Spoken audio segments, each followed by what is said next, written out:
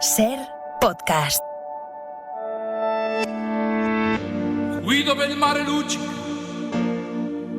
e tira forte il vento su una vecchia terrazza davanti al golfo di Sorrento.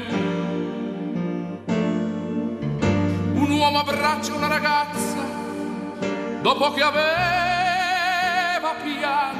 Pues con Caruso, interpretado por Luciano Pavarotti, saludamos a Leticia Martín. Bienvenida a La Hora Extra. Hola, ¿qué tal? Bienvenidos todos también, gracias. Gracias a ti por atendernos. Primer premio Lumen de novela, al menos del siglo XXI, ahora que la editorial lo ha retomado. 30.000 euros, tu novela publicada en todo el territorio de habla hispana. ¿Qué supone para ti este reconocimiento? Bueno, en verdad es como algo que nunca soñé, no esperaba semejante premio, de verdad. Siempre uno manda cuando los amigos le dicen, acá hay un concurso, deberías presentarte, pero bueno, con una fe escasa, digamos, y realmente fue muy sorprendente para mí como recibir esa noticia y nada, todavía estoy conmovida, muy contenta, muy agradecida.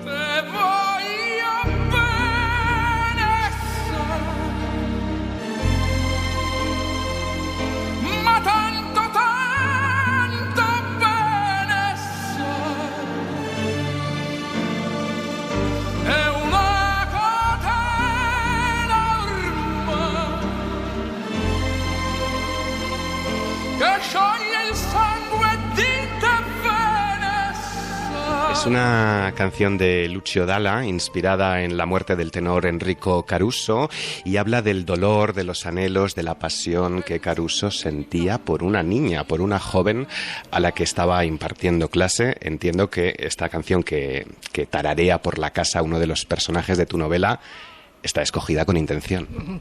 Qué bueno que hayas podido ver eso, porque puede pasar desapercibido también. Sin embargo, tú has reparado en ese detalle que me parece importante, porque bueno, sí, implicó una búsqueda y analizar un poco la letra, elegir qué partes poner.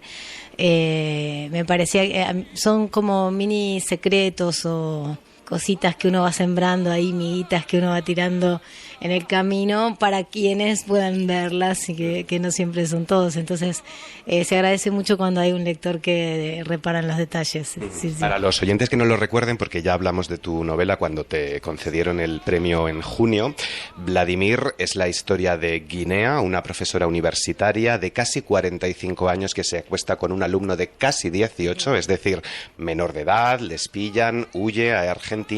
Según aterriza se produce un gran apagón y se refugia en la casa de un hombre con su hijo adolescente que se llama Vladimir. Ha destacado el jurado, compuesto por mujeres, que es como una relectura de Lolita, pero al revés, en clave femenina.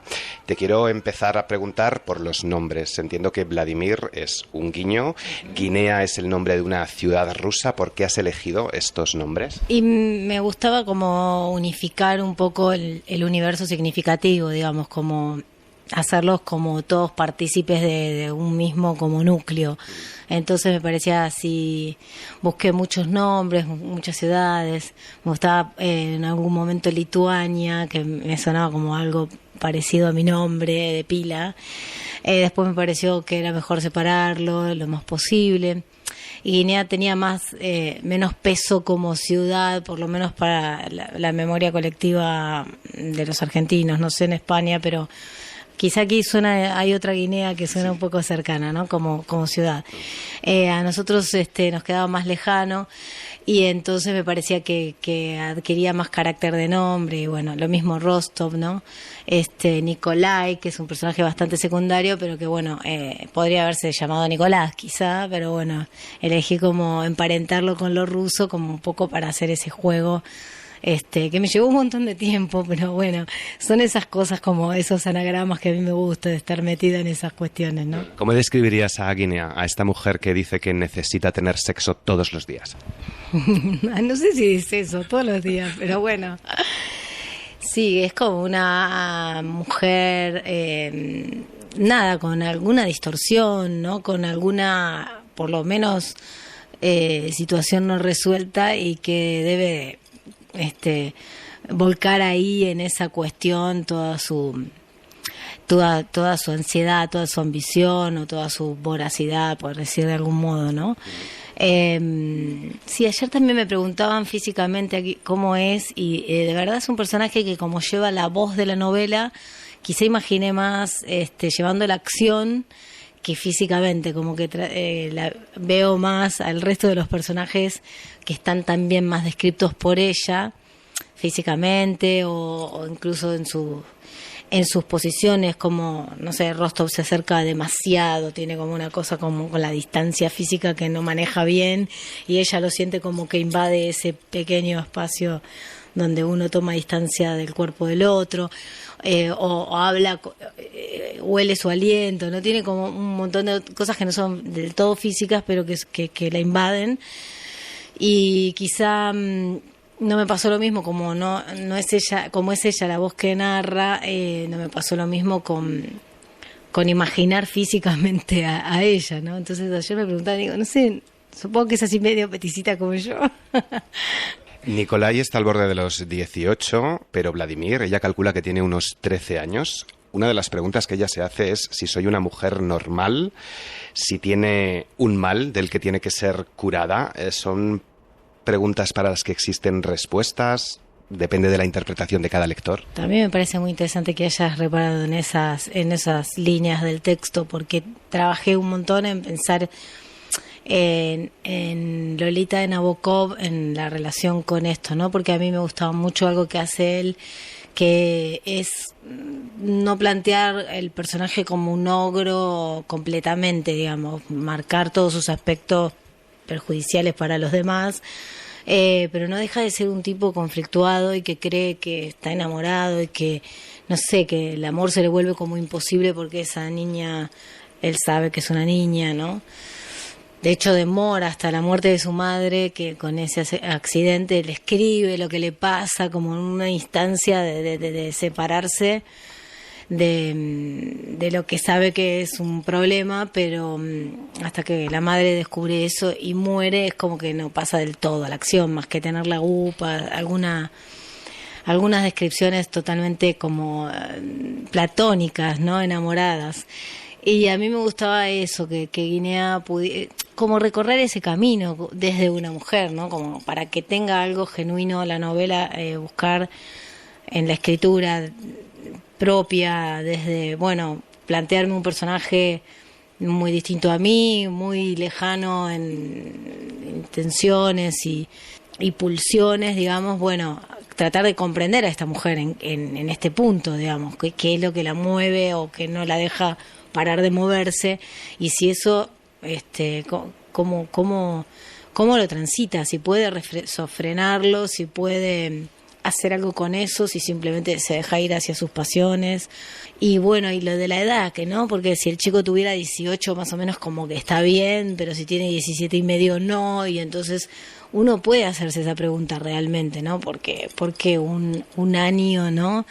Si por ahí hay un chico que es más maduro que otro, digamos, como que habría un montón de grises y preguntas ahí. Y bueno, por supuesto que yo como persona sí tengo una respuesta en relación a el adulto tiene que ponerle el límite, no el menor, y preservar la psiquis del otro y qué sé yo, pero digamos no puedo escribir desde mis ideas, sino desde el personaje, ¿no? Un montón de conflictos va a generar precisamente en el lector por esto que comentas. Ella dice, yo supe que todo lo que siguiera iba a terminar mal, o sea, ella lo advierte, el lector también sabe que todo va a acabar mal, parece como que se disculpa anticipadamente, como hacía también Nabokov por Lolita, pero al final genera esa contradicción sobre si podemos empatizar, comprender a alguien que está cometiendo un delito, ¿no? Y sentir al final hasta ternura en ciertos momentos hacia la protagonista. Sí, yo creo que está bueno pasar uno escribiendo por ese lugar y también hacer pasar al lector por esos lugares donde me parece que la ficción tiene como esa capacidad de hacernos imaginar o ponernos en los zapatos o en el punto de vista de otro.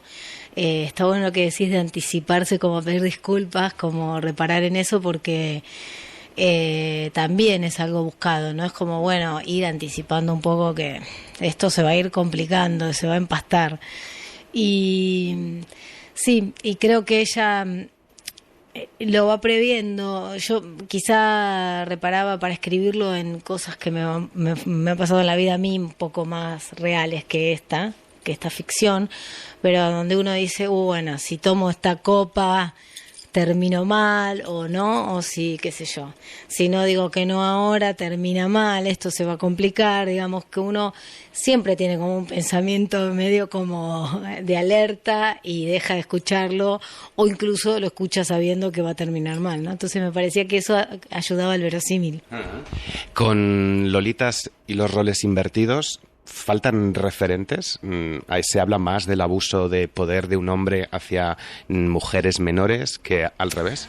Creo que quizá hasta sea que hay más abuso de hombres por mujeres, ¿no? De hombres hacia mujeres, porque bueno, históricamente la sociedad es patriarcal, probablemente así lo sea. Y esto no inhabilita que también haya situaciones al revés, ¿no? Qué sé yo, por ahí es medio malicioso un poco, ayer pensaba, haber puesto el ojo justo ahí. Pero también me gustaba algo que decía Elvira Lindo en la presentación, que es, las mujeres tenemos derecho a la maldad, ¿no? Como también, como si fuera que por ser mujeres hay como un halo de protección sobre algunas cosas, ¿o no?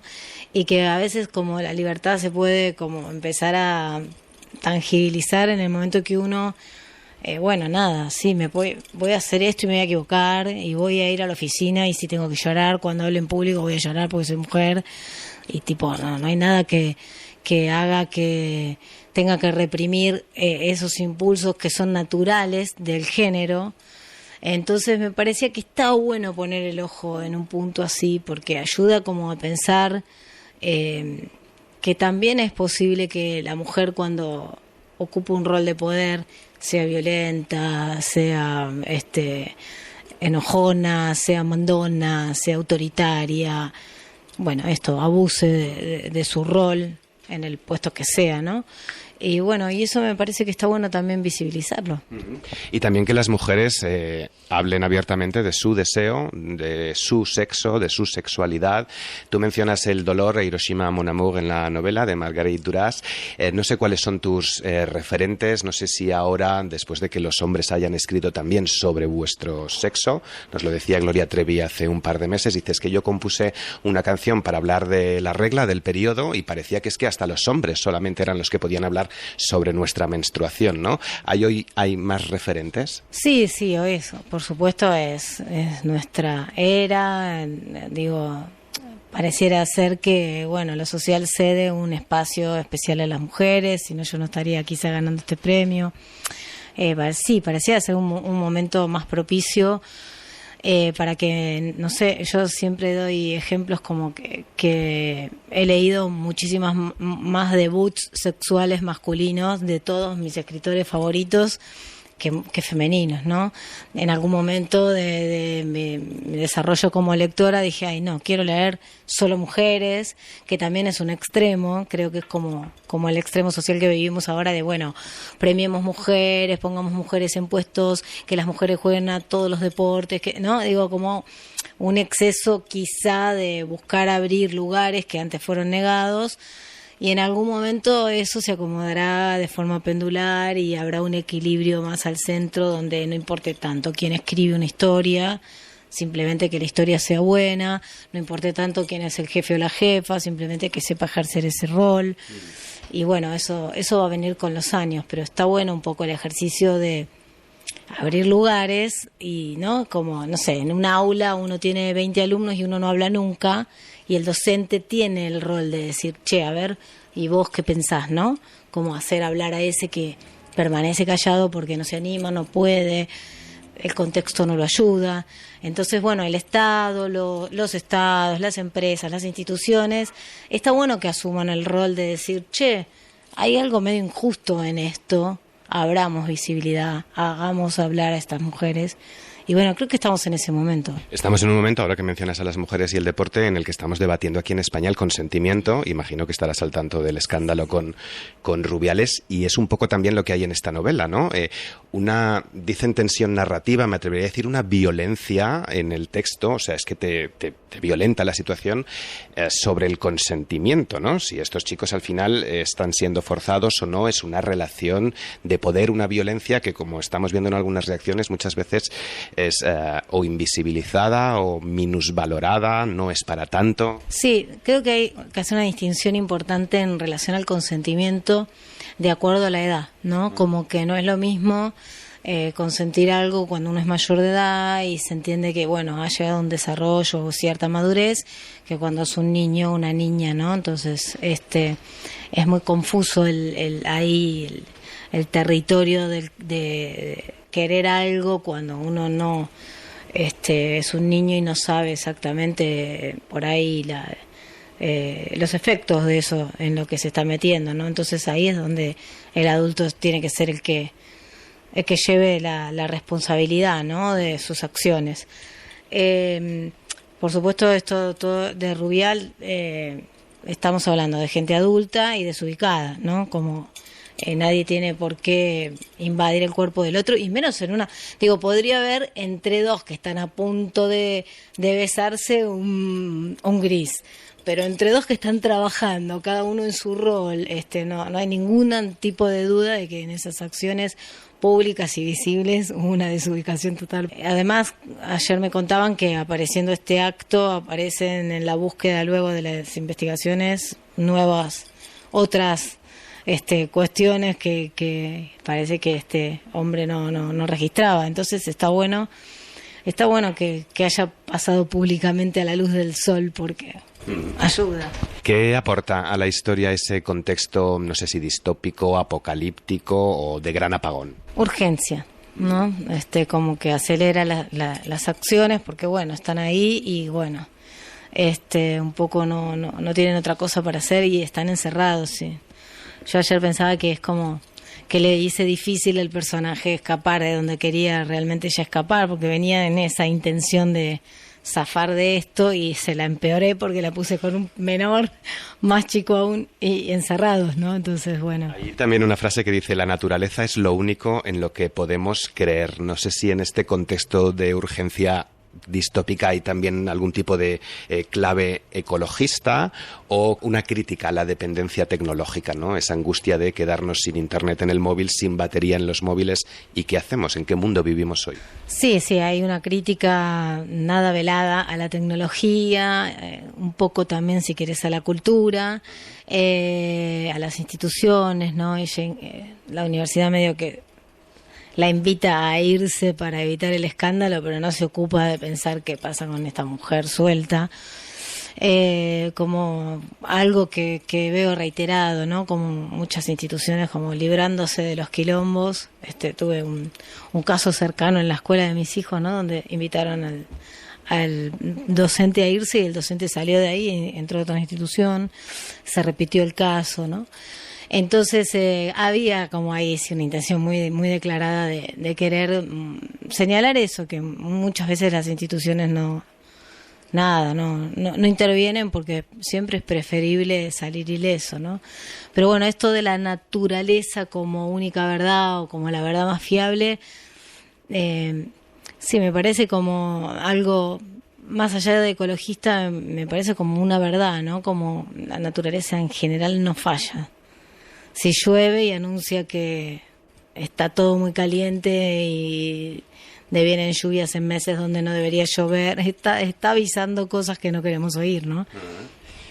Ella dice que cuando se acostaba con Nicolai, en esos momentos sentía que creía en la humanidad o que tenía una esperanza en la humanidad. Y precisamente durante este gran apagón vemos cómo el humanitarismo da paso a casi un canibalismo. Es una reflexión también sobre la fragilidad del ser humano, el bien, el mal. Sí, hay momentos en que uno piensa que somos realmente frágiles cada vez más porque hemos perdido habilidades que como humanos, como animales teníamos, ¿no? Como, tipo, si yo me pierdo en una isla, no sé hacer un fuego, no sé cazar un animal, no sé, pescar, no sé, abrir un pescado al medio. Cuando era más chica, mi mamá me había enseñado a ¿cómo se dice? Abrir un pollo al medio y deshuesarlo. Sabía deshuesar, trozar un pollo, sacar la pata, sacar el ala. Después empecé a comprar ay, ¿por qué hago esto? Si es más fácil comprar las pechugas limpias ya. Y ahora prácticamente ya compro los daditos de pechuga. Como que uno va rápidamente cediendo a la comodidad, a la practicidad, ciertas hábitos, costumbres, prácticas que teníamos y vamos perdiendo y se pierden destrezas. Por ejemplo, perdemos también la memoria porque ya podemos cederle a nuestro teléfono todas las alarmas de lo que hay que recordar, las fechas de cumpleaños, los teléfonos, una cantidad de datos que antes intentábamos memorizar. Y no lo digo con nostalgia del pasado, sino simplemente como una observación de algo que realmente sucede y que nos vuelve un poco frágiles en algún punto y me gustaba como hacer ahí un poco sufrir a todos con eso. Quien dice un pollo dice un perro y hasta ahí puedo leer. Introduces además unas voces que se están extendiendo por todo el mundo occidental y es que enseguida culpan del gran apagón al comunismo, a los comunistas, ¿no? Y algunos afirman una frase que aquí hemos escuchado mucho en España por parte de políticos de la derecha y de la extrema derecha, y es que la parte buena del mundo debe detenerlos, a los comunistas, ¿no? ¿Quiénes son los buenos? ¿Quiénes son los malos? ¿Quién es la gente de bien? Esto pasa también en Argentina. Sí, pasa bien. Estamos viviendo en una era bastante difícil en el sentido de los extremos. Creo que no sé a causa bien de qué, pero esta división tajante de las cosas en bien y mal, extrema derecha, extrema izquierda, todo pareciera como el otro es un enemigo, estoy a favor o estoy en contra. A mí me gustaría que, por ejemplo, de la lectura de la novela, más que surgir estar a favor o estar en contra, surjan discusiones de distinta índole y donde uno puede opinar que esto está bien pero esto está mal, esta parte me gusta y esta no tanto, o acá acertó, acá no acertó. Digo, uno va a veces a buscar un punto conflictivo como para, mover el avispero y generar algo que interese, digamos, ¿no? Pero creo que lo que más me interesa es poder, no sé, hacer pensar, poder como romper ciertas estructuras que me parece que son muy de esta época. Cuando yo era más chica me parece que había más discusiones, más debates, que generar una opinión sea algo que lleve tiempo, no sale un tema, Rubiales, estoy a favor, estoy en contra, listo. Pensémoslo, discutámoslo. Y me parece que la novela tiene un poco esa intención, por lo menos en mi cabeza. y eso. Y lo de comunismo está puesto bien a propósito, ¿no? Porque, bueno, ¿qué sería la parte buena del mundo, no? No soy tan tonta de pensar que exista eso bajo ningún punto de vista, ¿no? Pero bueno, sí, hay gente que cree que hay una parte buena del mundo o sana y otra que es mala y encarna todos los males, digamos, ¿no? Se ha perdido el poder de la conversación, del debate, de la reflexión, como dices, y además ella pronuncia o escribe una frase también muy recurrente hoy, es nunca creas en las instituciones. Has mencionado mucho al Estado y las instituciones y precisamente populistas como Javier Milei lo que quieren es cargarse las instituciones, el Estado.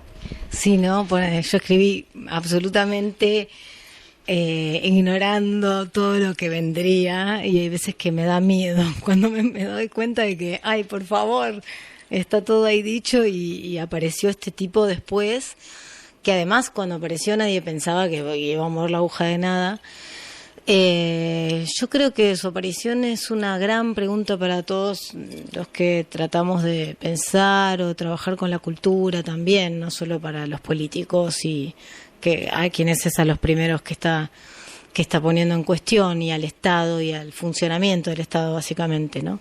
Pero bueno, es un loco tan loco que ha llegado a decir que nuestro principal enemigo es el Estado. Podríamos hablar de mejorar el funcionamiento del Estado, pero no que el Estado es nuestro principal enemigo. Habría miles de principales enemigos antes que ese, ¿no?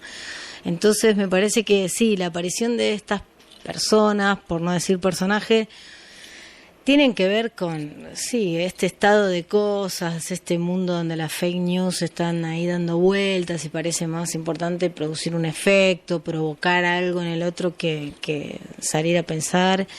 Y sí, también está puesto provocadoramente en el texto, o como para hacer pensar esta frase donde ella, bueno, habla así de las instituciones, ¿no?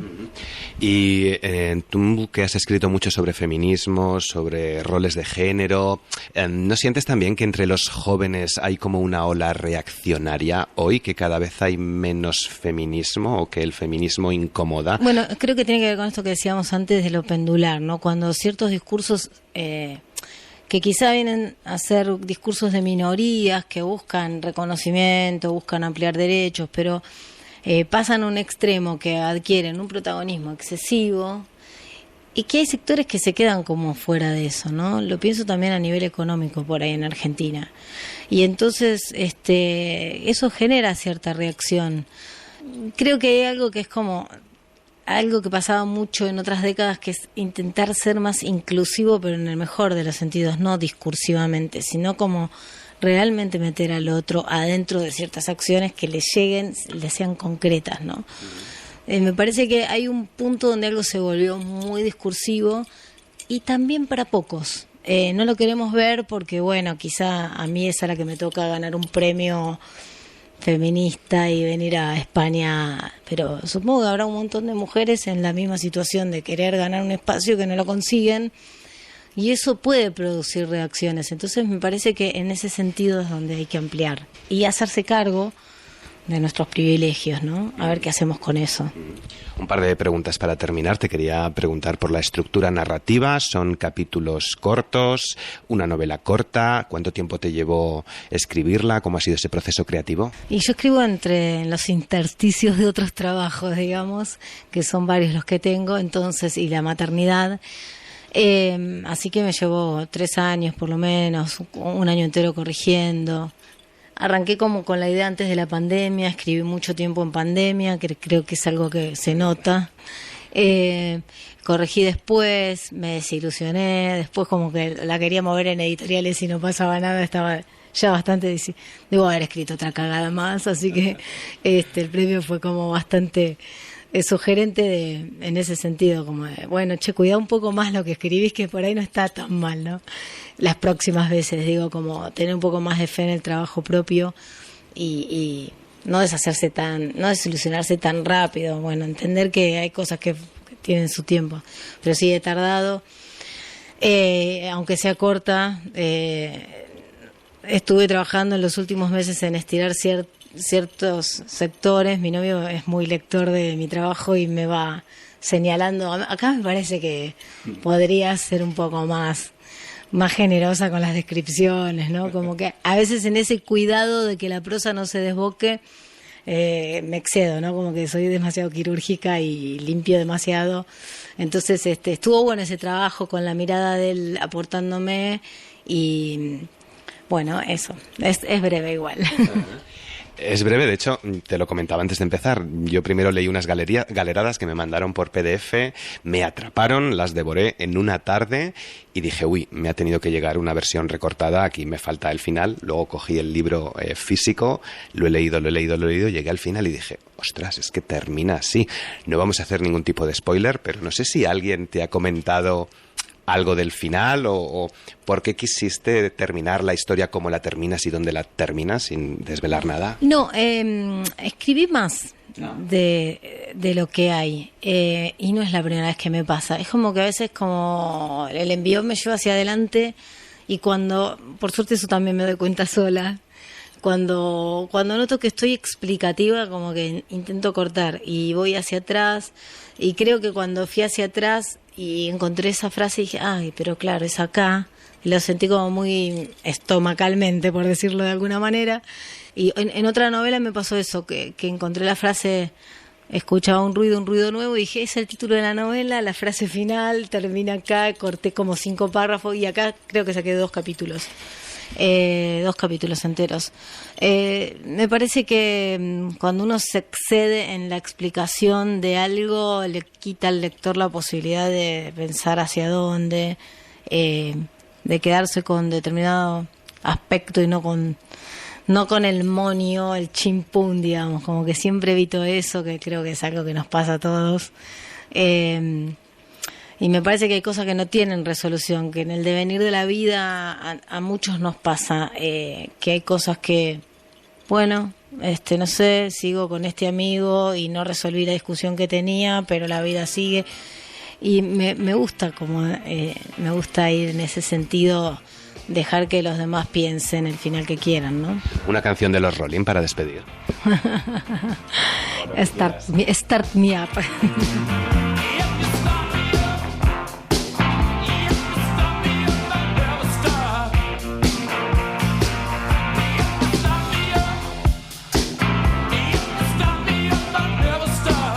Pues Leticia Martín, los sentimientos siempre vienen a enturbiar todo. Me quedo con esa frase. Muchas gracias por haber compartido este ratito con nosotros. No, a vos, y muy buenas tus preguntas. Muchas gracias por la lectura tan detallada y profunda. Gracias.